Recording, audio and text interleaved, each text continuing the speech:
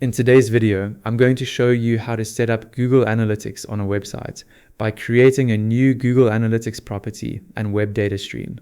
To get started, go to Google Analytics and log in with a Google account you want to use for your business. Once you're on the Analytics dashboard, click Admin using the gear icon in the bottom left corner. In the Admin area, click Create, then select Property. A property is where Google Analytics collects and organizes your website's traffic and visitor data.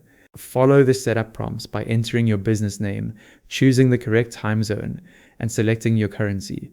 Make sure the time zone is accurate, since it affects how Analytics records dates and reporting periods. When those details are set, click Create. Quick side note, for more straightforward Google Analytics tutorials, be sure to subscribe to Ecom Control. Next, choose Web as the platform type. This tells Google Analytics that you want to track activity on a website rather than an app.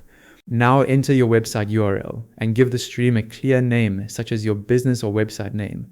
This creates a web data stream, which is the connection that sends visitor activity from your site into Google Analytics. Click Create Stream when you're ready.